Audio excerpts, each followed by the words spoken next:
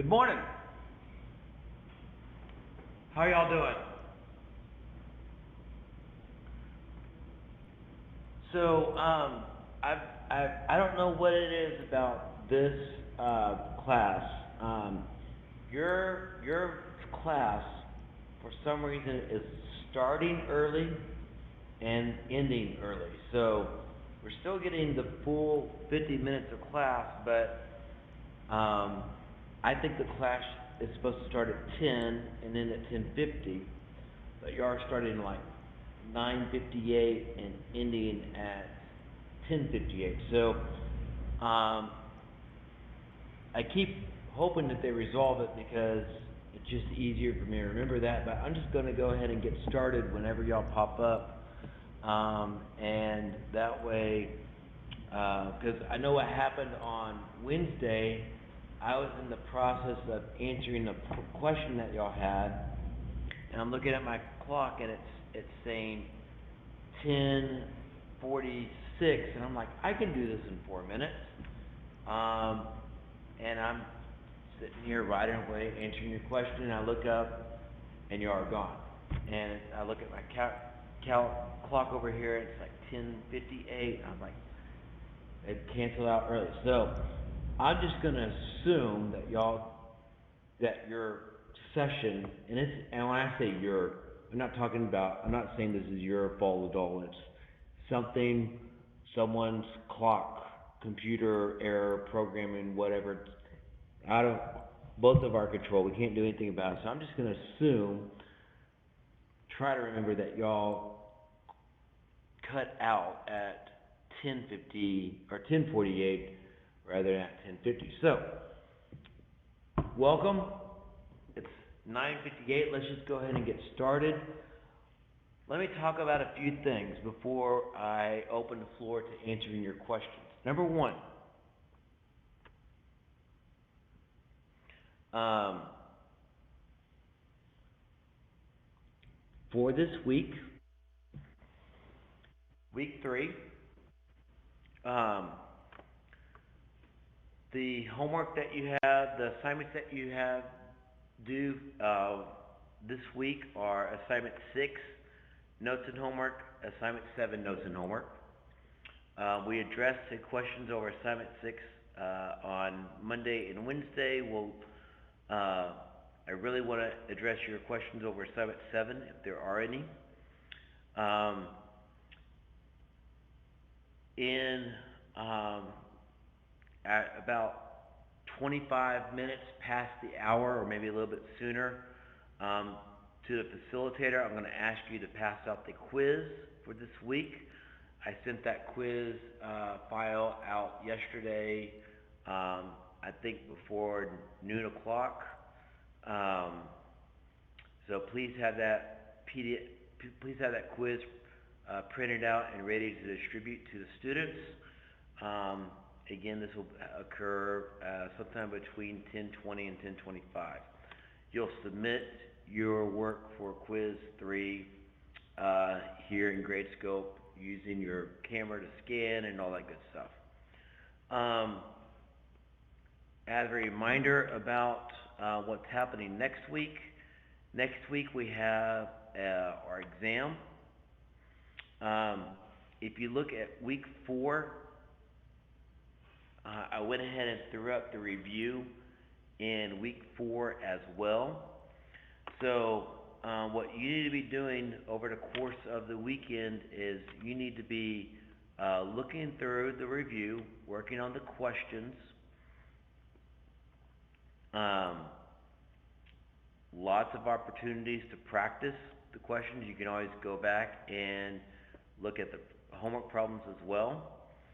Um, but on next week,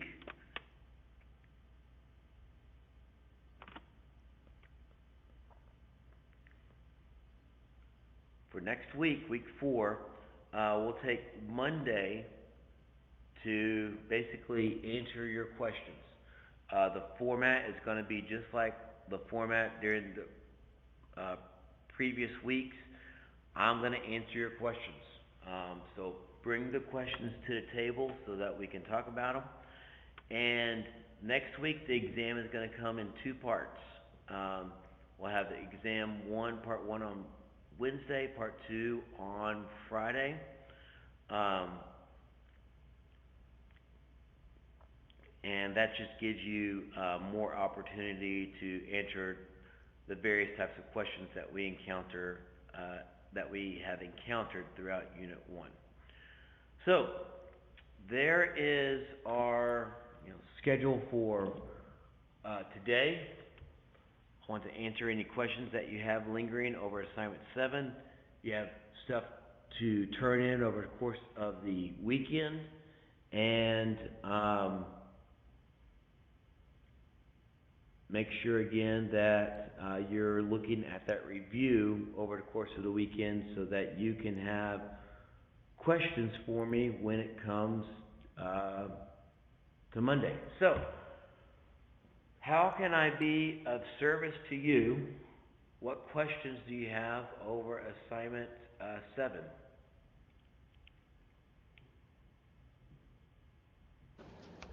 Can you go over 17?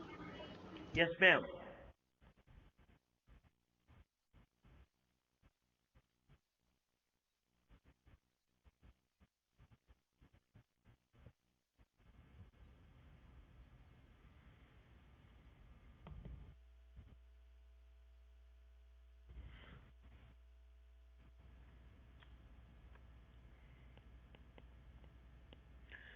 Assignment 7, problem number 17. The question says the absolute value of 3x minus 7 is less than 0. Stop. The answer to this is that there is no solution.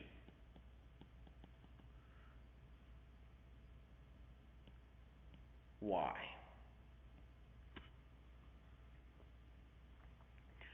So, go ahead. Go ahead. Oh, I was just gonna answer when you said why. So, it's because whenever you multiply anything by 3, and like if you get 0 times 3, that's 0, but you minus the 7, it's a negative 7, and the absolute is gonna be a positive 7. So since the absolute is always positive, then it's not true that it's gonna be less than 0. Yes. So, you don't even have to look inside here to come to the conclusion that the answer is no solution, because you said it. You said something about the fact that by definition, the absolute value of u, so u can be anything. It can be a number, it could be an expression. The absolute value is always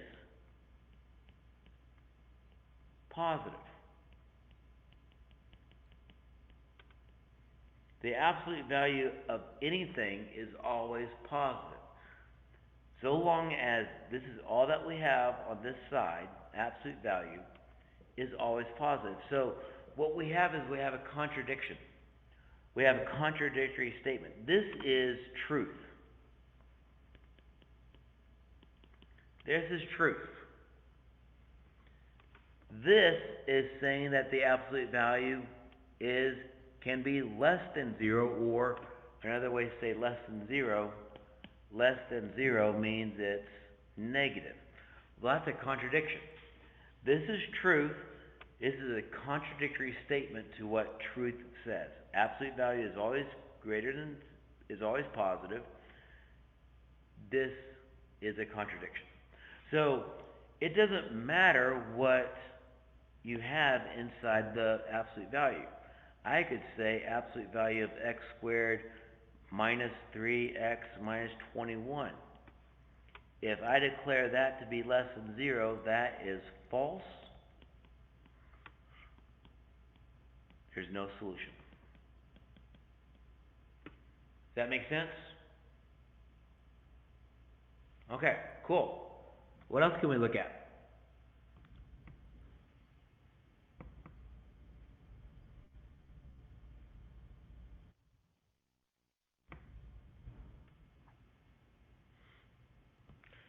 while I'm talking about it, did the answer to 16 make sense?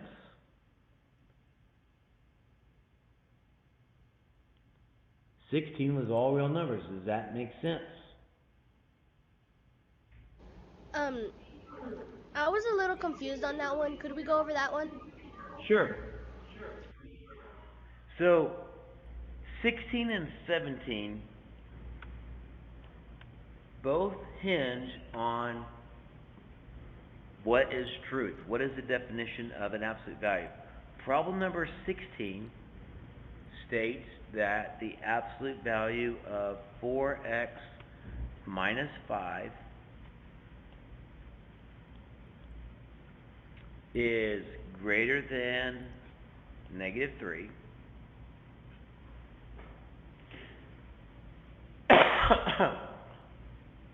So, again, here's the question I have for you.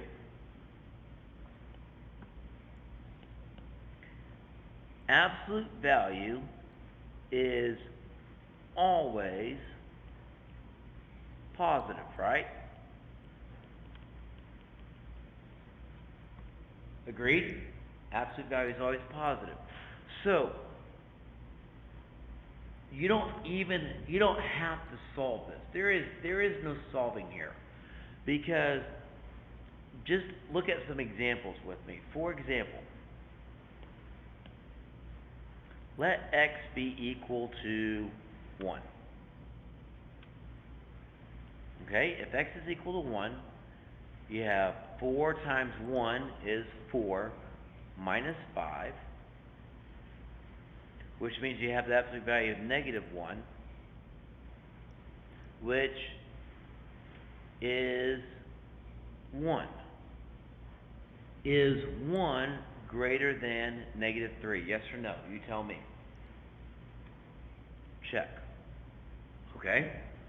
So that works for 1. What about x equal to 10? Then you have 4 times 10, that's 40, minus 5, which ends up being a 35. Absolute value of 35 is 35. Is 35 greater than negative 3? Yeah. Alright, so are you convinced that if I start making x bigger than 1, we're always going to get a true statement? If I go to 100, you got 400 minus 5, that's 395. Absolute value of 395 is still going to be greater than negative 3. So what if we go negative? What if I let x be equal to negative 10? Then negative 10 times 4, that's going to be a negative 40 minus 5. Still an absolute value, which is absolute value of negative 45. What's the absolute value of negative 45? Positive 45. Is 45 still greater than negative 3? Yes. So, this is one of those problems where it doesn't really matter what's inside here. If it's greater than a negative number, since the absolute value of anything is always positive, what we're seeing here is that it doesn't matter what x you plug in, everything works. So the conclusion from these little statements that I just did right here says the following: x can be anything, and if x can be anything, the conclusion is that x is a real number. This double bar R is another way to say real number. So a real number, if you graph all real numbers, that means you have everything from negative infinity to positive infinity. So there's your graph, and your interval notation is negative infinity to positive infinity.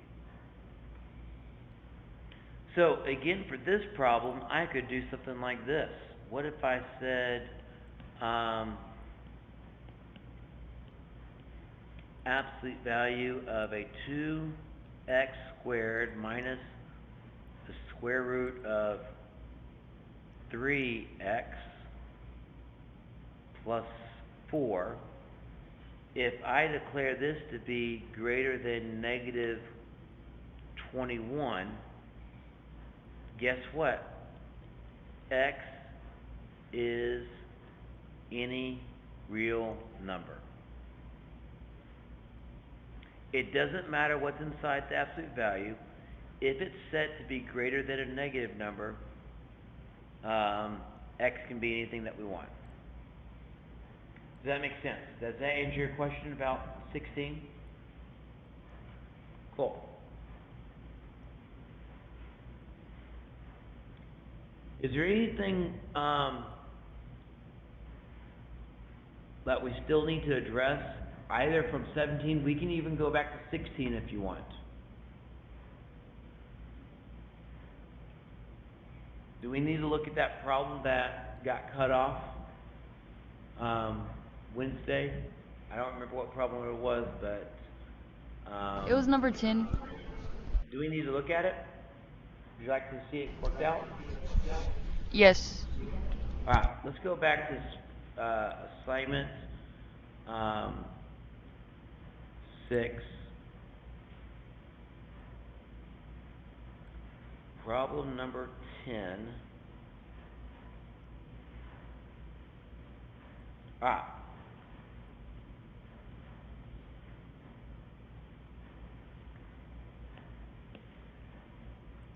I can,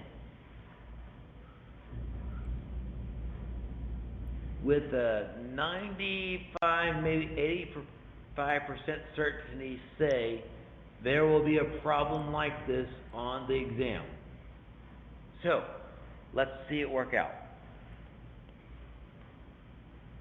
I don't remember where we got cut off, so I'm just going to start off at the beginning. This is assignment 6.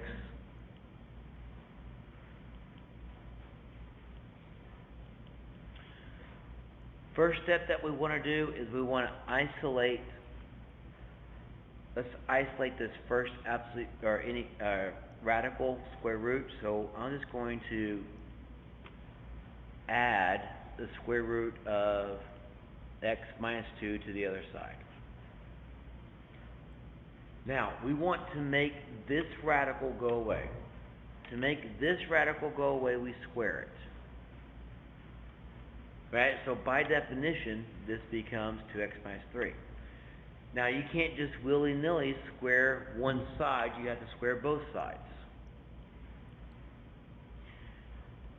It's important for us to remember what this means. This means that you have 1 plus the square root of x minus 2 times itself.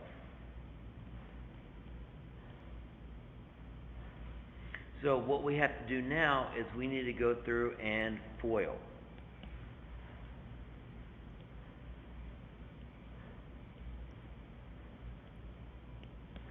So we still have the 2x minus 3 on the left.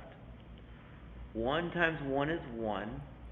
1 times this radical is just the radical. If this was a 2 or a 3 or a 4, you would have 4 times that radical, or 3 or whatever times the radical, but since it's just 1, we have 1 times the radical.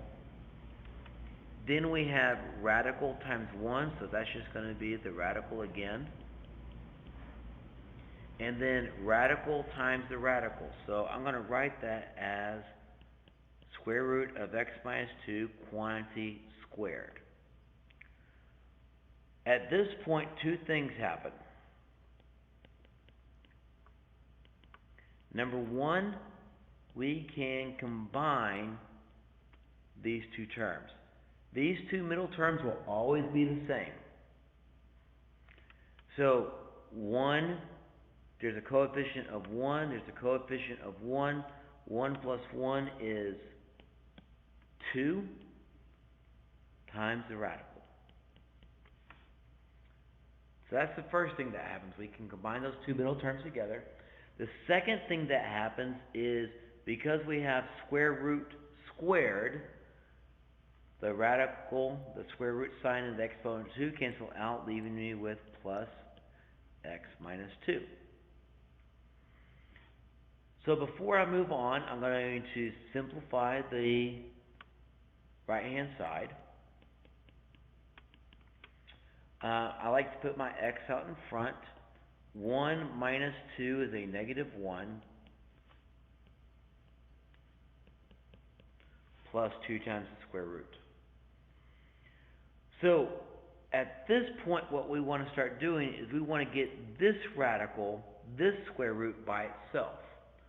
So just kind of taking you back all the way up to the beginning. At the beginning, we had two radicals. We isolated one radical, we squared it, and we got rid of the square root around the 2x minus 3. So what we want to do is we want to do the same thing here. We still have this radical, we still have this square root. We want to isolate it, square it to get rid of the square root around the x minus 2. So what can we do? We can add x to both sides, and I can add 1 to both sides.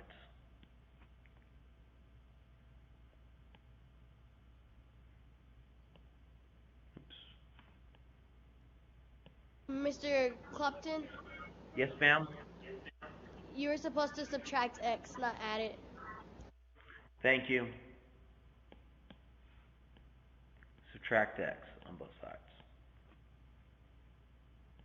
Alright, so 2x minus 1x is x.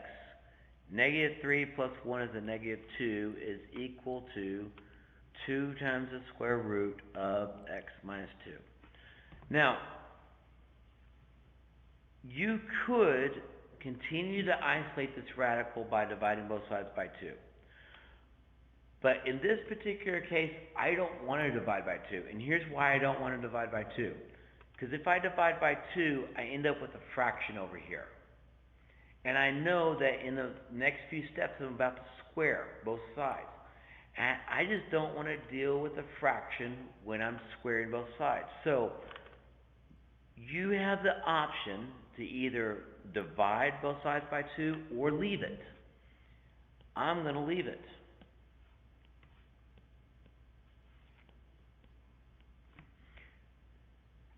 Now on the left, just like before, this means we have that. And on the right, this exponent of 2 gets applied to the coefficient. So that becomes 2 squared times our radical squared.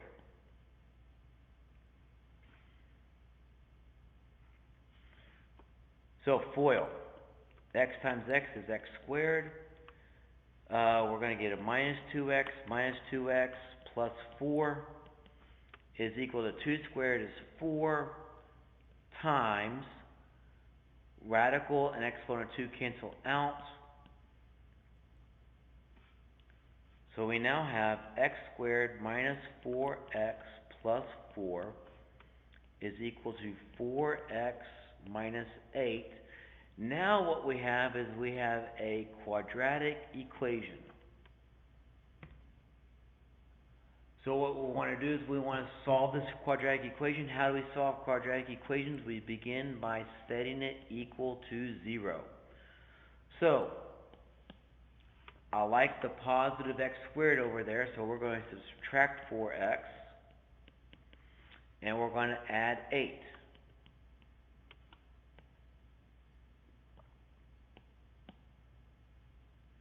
So we get x squared minus 8x plus 12 equals 0.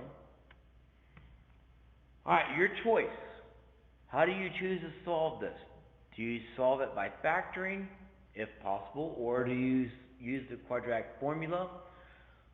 Well, this does factor. What are the factors of a positive 12 that sum up to a negative 8? How about a negative 2 and a negative 6? which then we would set each factor equal to 0. Then we would solve, so we get x is equal to 2, and then x is equal to 6. Now, before you go and just box this in, circle it, and move on, you better check.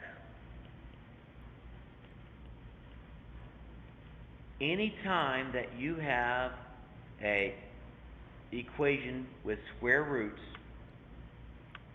that's a clue to always check. So, I'm just going to rewrite that original equation down. It was 2x minus 3 square rooted minus the square root of x minus 2 is equal to 1. So let's check. X equal to 2. So 2 times 2 is 4. 4 minus 3 is 1. Square root of 1 is 1. Minus 2 minus 2 is 0. Square root of 0 is 0. So we have 1 minus 0 is equal to 1. Check. 2 works out. What about 6? So 2 times 6 is 12. 12 minus 3 is 9. Square root of 9 is 3. Minus 6 minus 2 is 4. Square root of 4 is 2. So 3 minus 2 is equal to 1. Check. So both of these answers check out. So we can box them both in. Do not be surprised if, for a particular problem, that one works but the other one doesn't. Don't be surprised if that happens. It's very possible that that could happen. All right.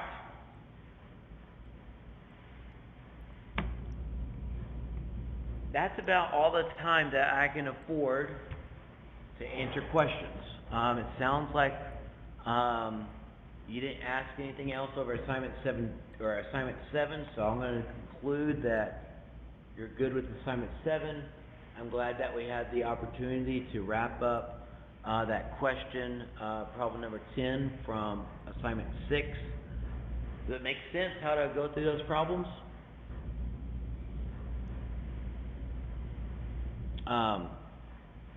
I would just practice those problems. Maybe even, sometimes it's kind of fun to make one up for yourself and see what happens. All right. At this point, I'm going to ask the facilitator to pass out the quiz for this week.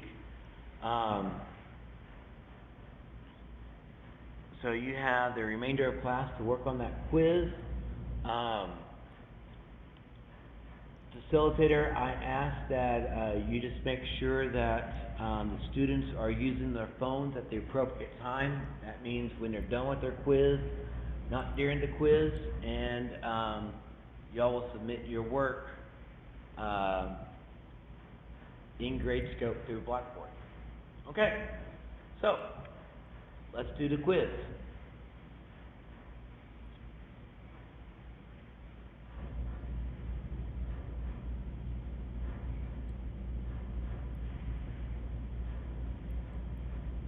Thank you for passing that out to the students. All right.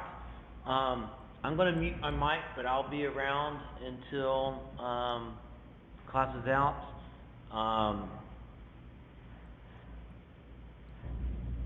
But anyways, take care.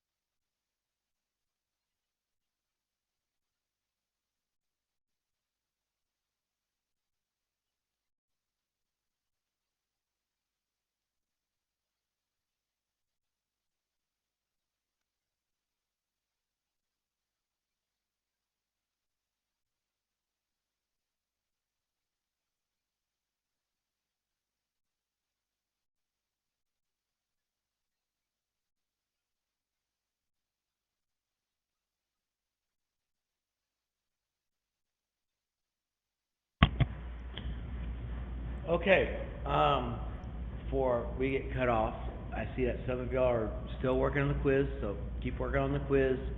Um, one, possibly two of y'all are getting things submitted. Um, I will expect to have these quizzes, submitted by 11 o'clock. Um, have a wonderful weekend. Remember to prepare for Monday's class. And I will see y'all, I'll see y'all on Monday. Take care. Goodbye. Mr. Clopton. Yes, ma'am. Um, on the notes of assignment 6, there's 2 words on there that I couldn't find which ones they were. Your conference is scheduled to end in 2 minutes. It's on after example 4, and it has the solving radical equations. What were those 2 words that we're supposed to fill in the blank? Those would,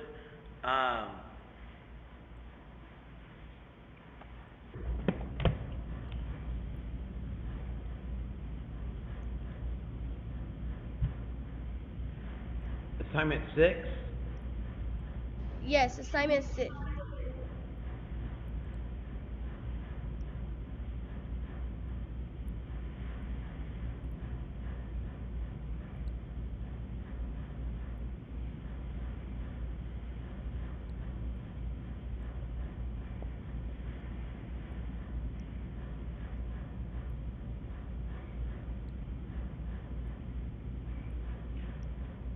And where are the